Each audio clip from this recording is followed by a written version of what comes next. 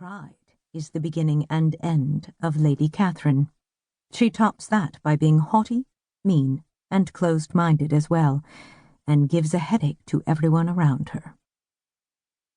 Emma Woodhouse, handsome, clever, and rich. 3 things everyone must know about Emma Woodhouse.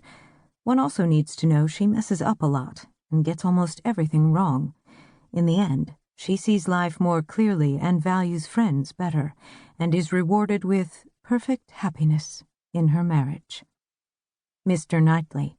As a model of common sense and honor, one might find Knightley too good, yet he marries these qualities with kindness, generosity, and such a devoted love for Emma that readers can't help but swoon.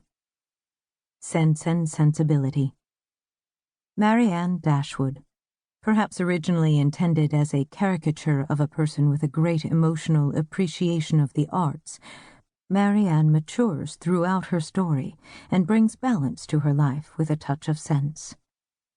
Mrs. Jennings, a thoughtful and generous woman with the singular aim of enjoying the young people and seeing them all married. Her sense of humor can offend. Austen dubbed it vulgar, which her readers understood as common and unsophisticated, but that should be forgiven when weighed against her warm heart and solid good sense. Edward Ferrars, a kind, honorable, quiet man. The important fact to note is that he was secretly engaged for 4 years to the young, beautiful, and opportunistic Lucy Steele. The aforementioned qualities kept him from breaking the engagement. Luckily, when he lost all his money, she did it for him. Mansfield Park. Mary Crawford. Think of Mary this way.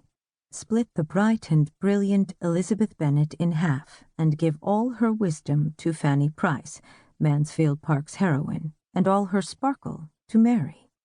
Mary leaves her story as she enters it and causes great disruption in the middle. Chapter 1. How can I help? The world stilled. It wasn't the first time I wondered how one voice, one presence could quicken the air and simultaneously stop all motion. Nathan. I offered a stiff and awkward smile as he propped himself against my desk. His knees bent and touched mine as he handed me a Starbucks cup. Thank you. I sipped and rolled my chair back a few inches to break contact. A clear head requires distance. You can't. An engineer is only as good as what she designs, and my project is a failure. The technology and math worked. The science worked. The breakdown was in the design, in the subjective, not the objective. It was in me. Nathan nodded, a long, slow motion. I knew that look. He was trying to think up a plan, and if this had been another time or place, or I'd been another girl, I'd have hugged him for the effort. But I was ready to pay the price. It has potential, he said. But Karen has other goals for the company right now. Even so, I'll talk to her. I shook my head to clear it of his optimism and my lingering illusions. There's no talking to Karen. There's no working with her either. That won't do, Mary. Nathan stared at me. You've got to try. Why don't you plead for it yourself? Moira said.